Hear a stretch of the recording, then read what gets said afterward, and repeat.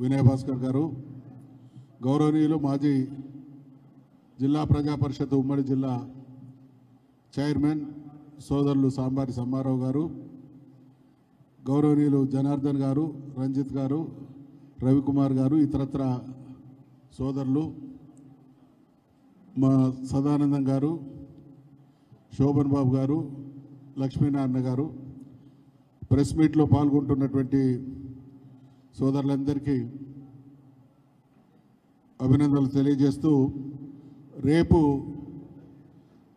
తలపెట్టినటువంటి bandh for justice కార్యక్రమాన్ని విజయవంతం చేయాల్సిందిగా ఉమ్మడి వరంగల్ జిల్లా ప్రజానీకానికి, యావత్ తెలంగాణ ప్రజానీకానికి ముక్త కంఠంతో చేతులెత్తి నమస్కరించి జయప్రదం చేయాల్సిందిగా విజ్ఞప్తి చేస్తూ ఉన్నాం.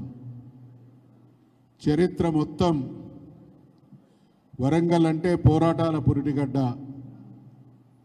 వందల సంవత్సరాల ఈ గడ్డ చరిత్రలో ఎప్పుడు అన్యాయం జరిగినా, ఎప్పుడు అవమానం జరిగినా, ఎప్పుడు అణచివేత జరిగినా, ఎప్పుడు ద్రోహం జరిగినా తిరగబడడం అనేది తెలంగాణ జాతి లక్షణమైతే, ఆ జాతి లక్షణానికి దిక్సూచిగా నిలిచినటువంటి జిల్లా వరంగల్ జిల్లా. కాబట్టి రేపు జరపబోతున్నటువంటి బంద్ను జయప్రదం చేయడంలో తెలంగాణతో పాటు యావత్ దేశానికి ఆదర్శప్రాయంగా వరంగల్ జిల్లా నిలవాలనేటువంటి విషయాన్ని యావత్ ప్రజానీకానికి విజ్ఞప్తి చేస్తూ ఉన్నాం.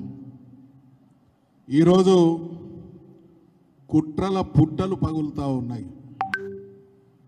ఎన్ని రకాల కుట్రలు, ఎన్ని రకాల మభ్యపెట్టే ప్రయత్నాలు, ఎన్ని రకాల మసిబూసి మారేడుగా చేసే ప్రయత్నాలు.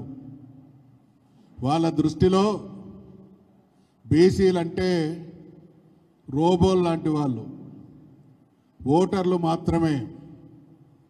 ఈరోజు ఈ వేదిక నుండి మేము హెచ్చరిస్తూ ఉన్నాం, డిమాండ్ చేస్తూ ఉన్నాం. తరతరాల మా ఆవేదనను అర్థం చేసుకోండి. దశాబ్దాలుగా మా మీద కొనసాగించినటువంటి ద్రోహానికి చరమగీతం పాడండి. న్యాయసమ్మతంగా, ధర్మసమ్మతంగా బీసీలకు రావాల్సినటువంటి హక్కుల విషయంలో, వాటాల విషయంలో మీరు కుట్రలు, కుతంత్రాల ద్వారా అడ్డుకోవడం సాధ్యమనేటువంటి భ్రమలో ఉంటే ఈ దేశ స్వాతంత్రానికి ఎటువంటి పోరాటం జరిగిందో దేశం చూసింది. తెలంగాణ రాష్ట్ర సాధన కోసం ఎటువంటి చరిత్రాత్మకమైనటువంటి పోరాటం సాగించి తెలంగాణ రాష్ట్రం సాధించుకున్నామో నిన్న మనమందరం కూడా ప్రత్యక్ష భాగస్వాములుగా చూసినాం. ఈరోజు అదే స్ఫూర్తితో, మొక్కవోని ఆత్మవిశ్వాసంతో, అకుంఠితమైనటువంటి దీక్షతో రేపటి బంద్ అనేది చరిత్రలో సువర్ణాక్షరాలతో లిఖించదగినటువంటి తొలి అడుగు, ఆరంభం మాత్రమే. అంతిమ లక్ష్యం చేరేంత వరకు, బీసీలకు రాజ్యాధికారంలో వాటా దక్కేంత వరకు ఈ పోరాటం కొనసాగుతుంది అనేటువంటి విషయాన్ని మనవి చేస్తూ ఉన్నాం. ఈ ప్రాంతంలో ఉండేటువంటి ప్రజానీకానికి అందరికి కూడా విజ్ఞప్తి చేస్తూ ఉన్నాం. మేధావులకు, యువకులకు, కార్మికులకు, కర్షకులకు, వాణిజ్య వ్యాపార వర్గాలకు, ప్రతి ఒక్కరికి ఇది తెలంగాణలో ఉన్నటువంటి, భారతదేశంలో ఉన్నటువంటి బీసీల ఆత్మగౌరవ పోరాటం. తరతరాలుగా అణచివేయబడ్డటువంటి జాతి, అణచివేయబడుతున్నాం, ద్రోహానికి గురవుతున్నాం అనేటువంటి వాస్తవాన్ని గ్రహిస్తున్నటువంటి జాతిగా స్పందించి తెలంగాణ చేస్తున్నటువంటి చారిత్రక పోరాటం దేశానికి ఆదర్శప్రాయంగా నిలబడేటువంటి చైతన్యాన్ని ప్రదర్శించాల్సిందిగా నేను ఈ సందర్భంగా విజ్ఞప్తి చేస్తూ ఉన్నా. కాంగ్రెస్ ద్రోహాల పరంపర నేను గతంలో అనేక సందర్భాల్లో కూడా చెప్పిన, ఈ దేశంలో బీసీలంటే రెండవ శ్రేణి పౌరులు. వీళ్లకు బాధ్యతలు తప్ప హక్కులుండనటువంటి స్థితి. దేశానికి స్వాతంత్రం వచ్చిన అనేక దశాబ్దాల తరువాత గొంతెమ్మ కోరికలు కాదు, ఏం అడుగుతున్నాం, మా బీసీ కులగణన చేయండి అని అంటున్నాం. ఇదేమన్నా గొంతమ్మ కోరిక? బీసీలు ఈ డిమాండ్ చేయడం అందరి ద్రాక్షగా మారినటువంటి మా దుస్థితి పరిష్కరించబడాలి అనేటువంటి మా ఆవేదన మీకు అర్థం కాదా?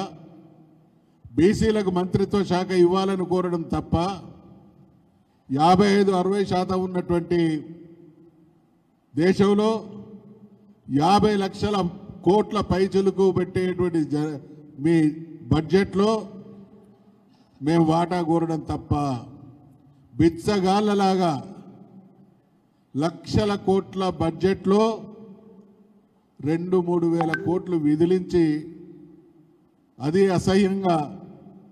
అసహనంగా చేస్తున్నటువంటి దుర్మార్గం కొనసాగుతుంది. కాబట్టి మాకు దక్కాల్సినటువంటి వాటాలన్నిటి కూడా మీ హక్కుభుక్తం చేసుకొని కొనసాగించినటువంటి అరాచకం ఇక ముందు కొనసాగకూడదు అనేటువంటి భావనతో మా తాతలు తండ్రులు అదే దుస్థితిలో జీవితాలని పుట్టడం గిట్టడం జరిగింది. 75 సంవత్సరాల క్రితం పుట్టినటువంటి మనిషి ఈరోజు చావు బతుకుల మధ్య కొట్లాడేటువంటి పరిస్థితి. అంటే ఆయన ఏ స్థితిలో పుట్టిండు? జీవితం మొత్తం 2వ శ్రేణి పౌరుడుగానే, హక్కులు లేని మనిషిగానే, బాధ్యతలు తప్ప ఇంకోటి ఎరగనటువంటి జీవితం గడిపిండు. కాబట్టి మా తాతలు మా తండ్రులకు, మా తండ్రులు మాకు ఇచ్చినటువంటి ఈ దురదృష్ట వారసత్వాన్ని భవిష్యత్ తరాలకు ఇవ్వడానికి మేము సిద్ధంగా లేం. మా హయాంలోనే ఈ యువకుల శక్తి యుక్తులతో తెలంగాణ బీసీలు వారి తరానికి, రాబోయేటువంటి తరానికి ఈ దుస్థితిని వారసత్వంగా ఇవ్వడానికి సిద్ధంగా లేరు. కాబట్టి ఇవాళ తెలంగాణలో ఉండేటువంటి బీసీ సమాజం లేచి కూర్చొని 42% రిజర్వేషన్లు. అసలు ఎంత బాధాకరమైనటువంటి విషయం ఏంటంటే 78 సంవత్సరాల స్వాతంత్రం తర్వాత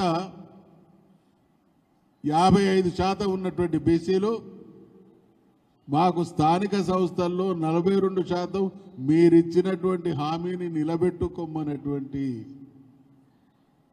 కోరిక.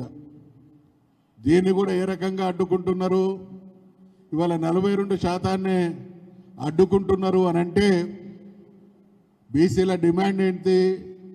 42% రిజర్వేషన్ అనేది కాంగ్రెస్ పార్టీ ఎన్నికల సందర్భంగా ఇచ్చినటువంటి డిక్లరేషన్లోని ఒకానొక హామీ.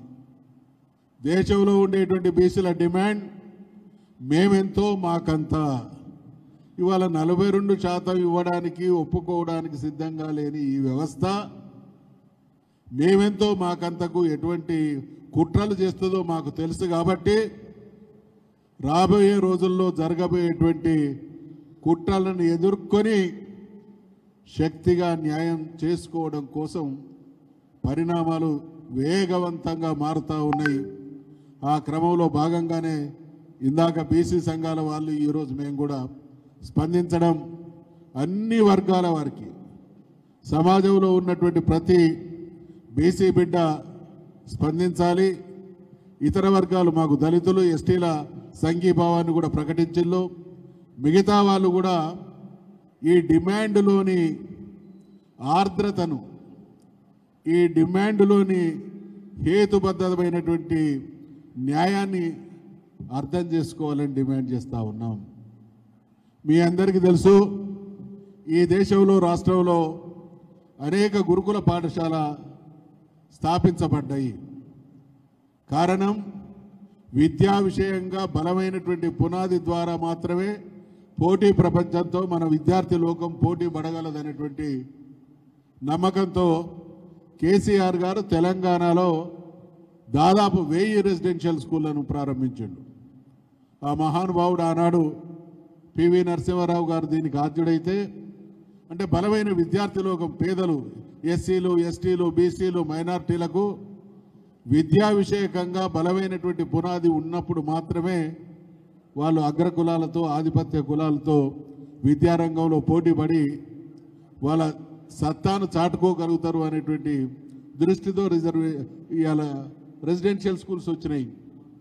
అదే హేతుబద్ధతతో స్థానిక సంస్థల్లో కింది స్థాయిలో వార్డు స్థాయి నుండి పైకి ఎదగాలి అంటే రిజర్వేషన్ల ద్వారా బీసీలకు రాజ్యాధికారంలో భాగస్వాములు చేయడానికి కింది నుంచెల్లే బలమైనటువంటి వాటా ఇవ్వబడడం ద్వారా వాళ్ళను రాజ్యాధికారం దిశగా డ్రైవ్ చేయడానికి అవకాశం ఉంటుంది అనేటువంటి కనీస ఇంగితం ఉండాల్సినటువంటి పాలక వర్గాలు ఈ మాట అనడానికి బాధపడుతున్నాం.